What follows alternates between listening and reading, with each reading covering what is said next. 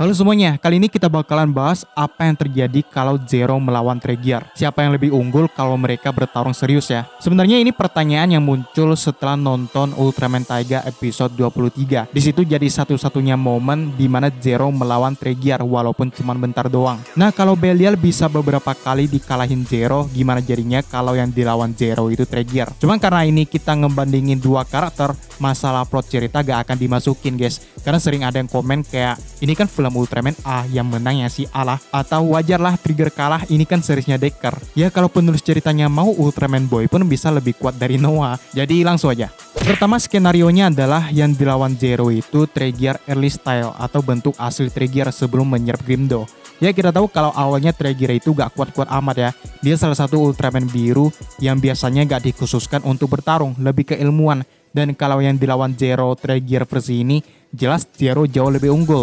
Dari fisik, cara bertarung, dan senjatanya, Zero basic form udah cukup buat ngalahin Trigger. Kecuali untuk Trigger yang udah diperkuat dengan Absolute Particle, mungkin pertarungannya bisa lebih sengit. Walaupun hasilnya tetap sama, Zero yang menang. Karena di UGF 3C episode 9, Trigger dengan Absolute Particle bisa ngancurin armornya Taiga Photon Earth yang bisa dibilang lumayan kuat lah. Cuman tetap fisiknya masih kalah kuat, dan itu jadi kelemahan Trigger yang membuatnya bisa dikalahin Zero dengan mudah.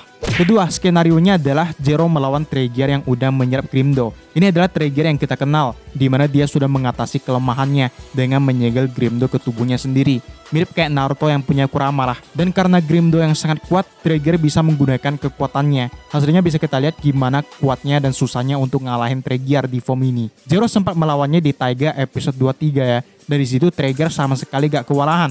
Bahkan katanya Zero ini membosankan ya. Padahal kalau kita lihat di beberapa pertarungannya, Zero sebenarnya bisa imbang lawan Belial. Bahkan mungkin sedikit lebih kuat. Kecuali kalau Belial udah power up ya. Jadi kemungkinan Trigger masih lebih kuat dari Belial versi Ryonix.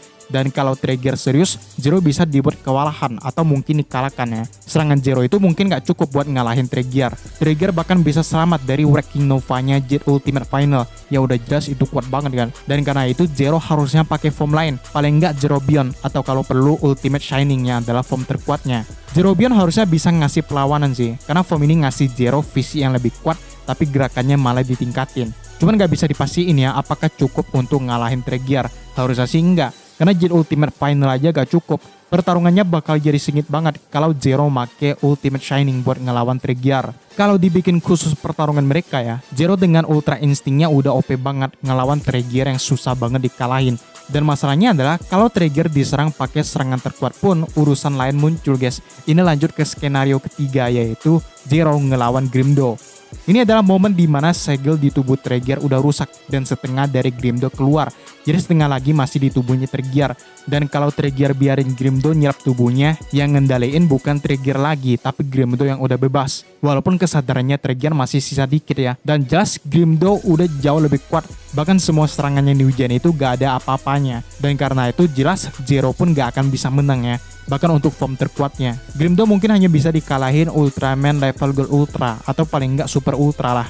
Oke guys, itu dia pembahasan Ultraman Zero lawan Trigger. Ada pendapat lain terus kaji di bawah. Subscribe yang belum dan sampai jumpa di video selanjutnya.